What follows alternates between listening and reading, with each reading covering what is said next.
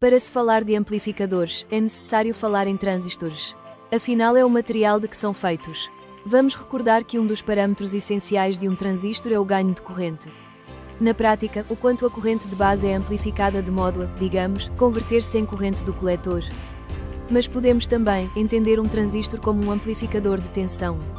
Nesse entendimento, o raciocínio é o quanto a tensão da base, ou se quisermos, a tensão aplicada para alimentar a base, é amplificada, de maneira a tornar-se sem tensão do coletor. Repare no esquema, a tensão VBB é a entrada do circuito amplificador. Para a sua análise, simplificando, consideramos que a tensão entre base e emissor, ou seja, tensão VBE, é sempre 0,7 volts. Nesse sentido, desde que VBB seja maior do que 0,7 volts, a resistência de base vai estar sujeita a uma diferença de tensão. Assim, na resistência de base vai aparecer uma corrente, chama-se corrente de base. Num transistor NPN, essa corrente tem de ter como sentido ir de encontro à base. É o que temos representado no esquema. Tome nota que se fosse um transistor PNP, a corrente de base teria que sair do terminal base, nesse caso, a tensão VBB precisava de ser negativa. Por efeito do ganho do transistor, parâmetro beta, vai surgir uma corrente de coletor. Essa corrente não é mais do que a corrente de base, multiplicada por beta. É claro que, para que essa corrente se puder estabelecer, a tensão de alimentação do coletor, VCC, tem de ser maior do que a tensão do emissor, que, neste caso é 0 volts. O sentido da corrente do coletor vai do coletor para o emissor. É assim, porque se trata de um transistor NPN. Caso fosse um PNP, o sentido da corrente seria do emissor para o coletor. Para que essa corrente se pudesse estabelecer, VCC teria que ser inferior à tensão do emissor. Pense agora que, por efeito da corrente de coletor, vai surgir uma tensão na resistência de coletor. Vamos chamar-lhe VRC. Por conseguinte, vai surgir uma tensão de coletor, a que chamamos VAUT, que é proporcional à tensão de entrada VBB. Está explicado o conceito de amplificador de tensão. Na imagem, rodeado a vermelho, vemos um amplificador emissor comum como da explicação anterior. A única diferença é de que a alimentação da base e do coletor é a mesma, aqui representada por VCC. Todo o interior rodeado a vermelho é então o amplificador, o qual pode ser representado esquematicamente por um triângulo. Vamos dar foco à representação do amplificador.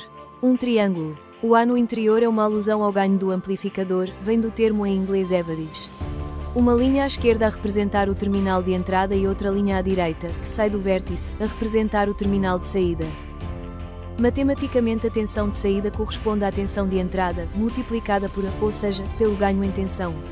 Note bem que o ganho em tensão de um amplificador não é o mesmo que o beta de um transistor, embora possam estabelecer-se relações. Portanto, o ganho em tensão é a tensão de saída do amplificador a dividir pela tensão de entrada.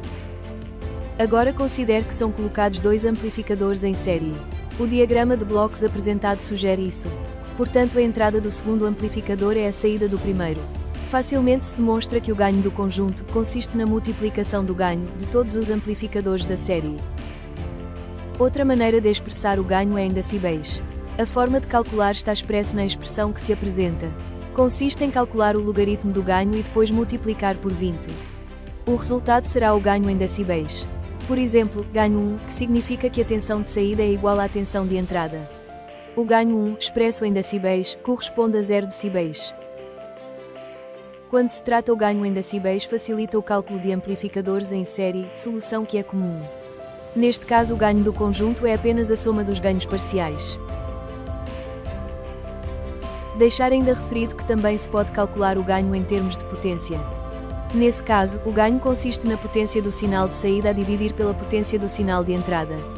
Depois, para calcular o ganho em decibéis, o procedimento é parecido com o que vimos antes, porém neste caso, em vez de se multiplicar por 20, multiplica-se por 10.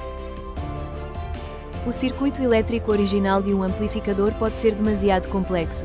Assim é adequado transformar essa complexidade num modelo simples.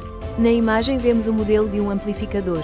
Consiste numa resistência de entrada e, do lado da saída, uma fonte de tensão que é dada pela tensão de entrada, a multiplicar pelo ganho em tensão do amplificador.